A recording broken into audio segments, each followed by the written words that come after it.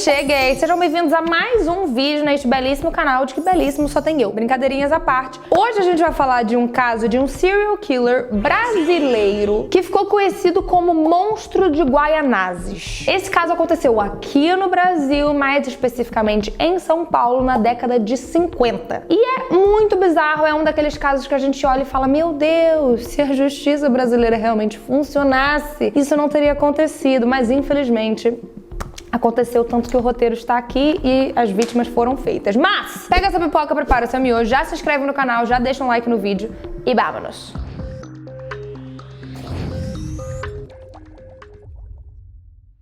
Vamos lá, Benedito Moreira de Carvalho nasceu no dia 10 de agosto de 1908. Tem tempo, hein? Em Tambaú, São Paulo. A mãe dele, infelizmente, acabou falecendo no parto. Então ele foi criado pelo pai, sendo caçula de 12 irmãos. Então a família era enorme. Como não é novidade nenhuma nesse tipo de caso, a infância dele foi bem conturbada. Além, de ter 11 irmãos, que o pai também tinha que cuidar, o pai dele batia nele constantemente. Segundo as próprias palavras dele, eu vou ler para não dar margem a erro: eu tive uma infância muito infeliz. Meu pai me castigava por qualquer coisa e me batia na cabeça. Volta e meia eu levava alguns socos na orelha, na testa ou na nuca e chegava até a ficar tonto. Cheguei muitas vezes a ficar com raiva dele. Cresci assim, largado. Por conta disso, com isso, enfim, aos 16 anos de idade, ele saiu de casa e foi para Araçatuba, onde ele começou a trabalhar como carreiro, que é uma pessoa que conduz carroça com boi. Ele também trabalhava de garçom, lavador de pratos. O Benedito não bebia, não fumava, era introvertido, não fazia amigos e era reservado ao extremo, até com os poucos amigos que ele tinha e parentes. Ele basicamente vivia isolado, ele não frequentava bares, ia pra festa, saía, ia em lugares públicos, ele sempre foi hostil e antissocial. Aí a gente vai pra 1928, já quando ele estava com 20 anos de idade. Ele entrou pros bombeiros, mas foi expulso no dia 31 de junho de 1936, quando ele fez a primeira vítima sexual dele. Ai, gente, aí é que a gente começa a ficar com raiva da justiça, mas vamos lá. Ele foi condenado a 1 ano de prisão por tentativa de estupro, cumpriu a pena, saiu e começou a trabalhar como serrador. Mais uma vez, agora em setembro de 1941, ele foi preso por outra tentativa, dessa vez foi tentativa, de abuso de uma menor de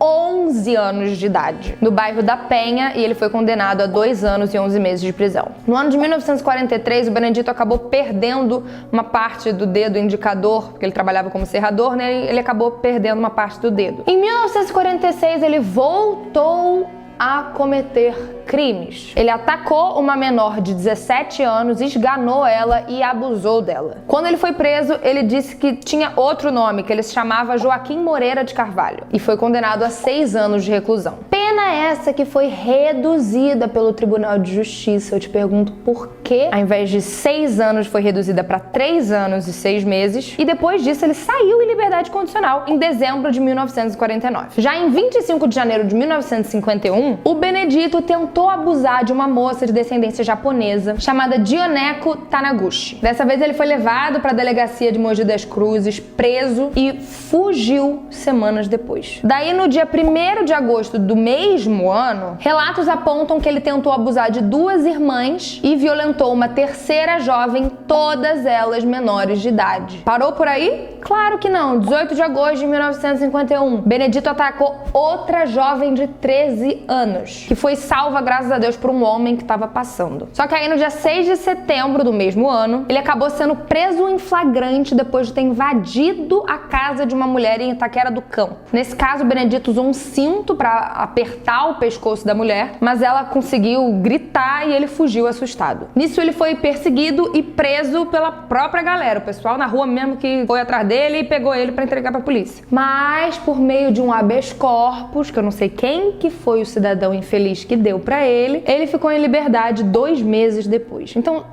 ele só se safava. Uma atrás da outra ele se safava e não parava de cometer crime. Nessa época, o Benedito se casou e teve um filho. E esse filho, aos 13 anos de idade, foi morar na casa dos tios e não falava de jeito nenhum sobre o pai. E aí a gente não sabe, o motivo do porquê que ele foi morar com os tios, mas Mas eu suponho que seja porque ele era um abusador e provavelmente ele deve ter tentado fazer alguma coisa, não sabemos. Aí é teorias da minha cabeça. Também nessa época o Benedito teve cachumba, que causou orquite, que é uma inflamação nos testículos. E ele afirma que depois da cachumba ele nunca mais conseguiu controlar o seu desejo sexual. Inclusive ele chegou a dizer que ele colheu ramos de cambuci e erva do bicho para fazer chá para diminuir a libido dele. Entre dezembro de 1950 e novembro de 1953, a polícia de São Paulo percebeu que estava tendo um surto de ataques sexuais, de violência sexual, que aconteciam até 2 vezes por semana, o que era um índice bem alto para a época. Na Semana Santa de 1952, uma mulher chamada Gertrude Dusinger foi assassinada. E o investigador da polícia, um cara chamado Adalberto Kurt, atendeu o chamado. E coincidentemente,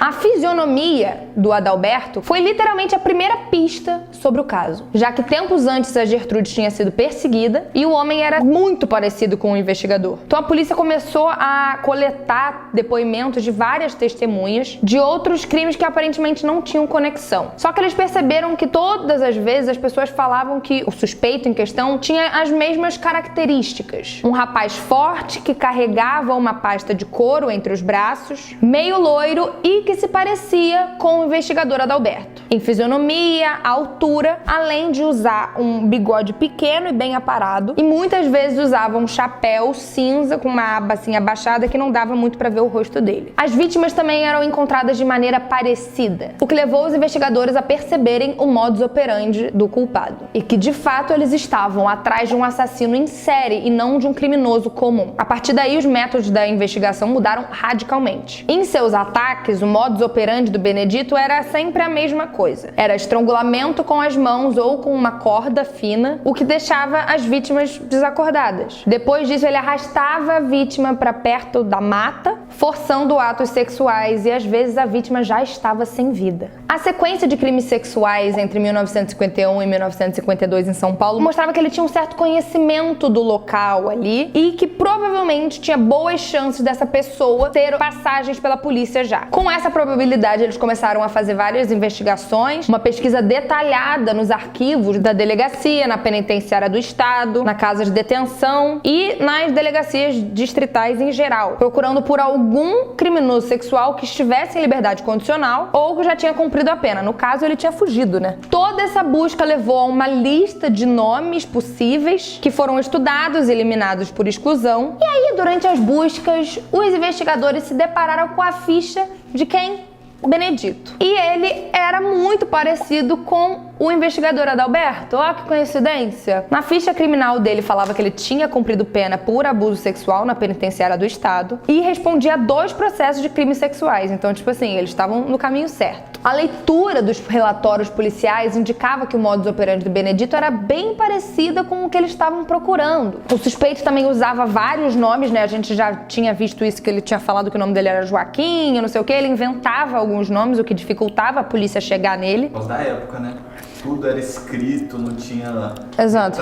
Não tinha foto. Exato. Né? E mesmo durante a investigação, o Benedito fez outra vítima no dia 18 de agosto de 1952, na qual ele abusou e tirou a vida da pessoa. Quando a polícia chegou no local do crime, as testemunhas descreveram, né, que o cara que tinha feito isso era meio loiro, usava um chapéu, tinha mais ou menos 1,70 m, tava com uma pasta de couro na mão, tava tudo batendo, né? E isso fez com que eles pensassem exatamente, diretamente no Benedito, e as buscas começaram. Primeiramente, os investigadores descobriram, né, que o Benedito era serralheiro e levantaram os endereços de todas as serralherias de São Paulo. Eles marcaram os diversos empregos que o criminoso tinha em mapas e verificaram todas as folhas de frequência, cartão e livros desses pontos, desses locais. Essa era uma coisa da época que as pessoas usavam para saber se a pessoa foi trabalhar ou não, sabe? Tipo, bater ponto. E eles perceberam que em todas as datas dos crimes que eles estavam investigando, né, era justamente quando o Benedito faltava. Ah, dia 2 o Benedito não veio, tinha um crime no dia 2. Era basicamente isso. A partir daí não restavam dúvidas de que Benedito era o criminoso em questão, esse serial killer, então só faltava prender ele, né? Só que como ele dava vários endereços falsos, isso atrapalhou bastante as buscas. Mas depois de muito esforço, eles chegaram à Rua Ponciano, número 32, em Guaiaúna, São Paulo. Para o suspeito não fugir no dia 29 de agosto, os policiais resolveram que eles iam ficar na rua, na frente da casa do Benedito, com um caminhão estacionado, e os policiais iam fingir que eles eram operários. Por volta de 4h30 da madrugada, mais ou menos 2 horas depois do início da operação, o Benedito saiu de casa com uma pasta de couro, o chapéuzinho dele, indo fazer mais vítimas provavelmente, e imediatamente os policiais foram e deram voz de prisão pra ele. Na pasta foi encontrada uma espécie de corda, que era uma evidência muito importante, né? Já que 2 das vítimas tinham sido enforcadas, estranguladas com uma corda. E no interrogatório, o Benedito confessou os crimes dele sem remorso, sem problema nenhum. Entre os crimes estavam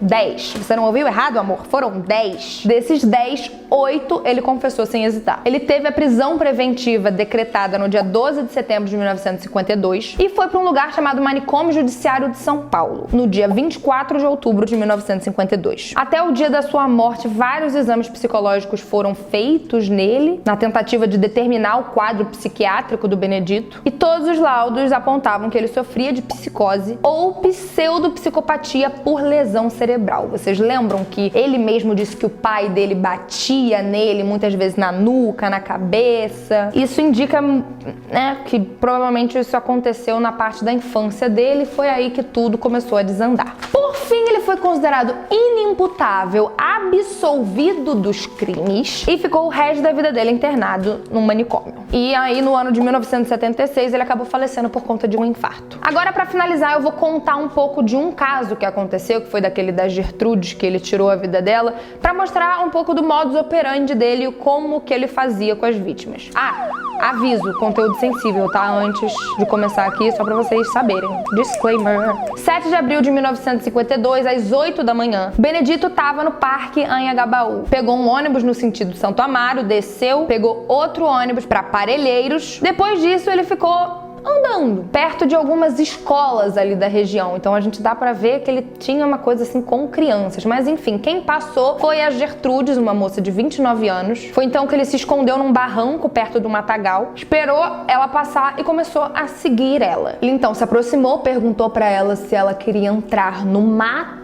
E aí eu te pergunto, quem que falaria sim? Ela obviamente disse que não. Quer entrar no mato? E ela se afastou dele, né? Porque depois que uma pessoa te pergunta se você quer entrar no mato com ela, você se afasta. Mas, infelizmente, ele continuou seguindo ela até passarem por uma clareira. Ali, ele agarrou o braço dela, ela gritou, ele tampou a boca dela com a mão e enforcou ela com uma corda. Depois disso, ela ficou inconsciente e ele cometeu o abuso. Enfim, esse cara é bizarro. A história é muito louca, a quantidade de vítimas que ele fez, crianças, e o fato dele ter sido considerado inimputável pra mim é muito surreal. Ele não ter sido condenado. Mas enfim, gente, é isso. Se inscrevam aqui no canal se vocês não são inscritos ainda, deixem um like, fiquem com Deus. Fui!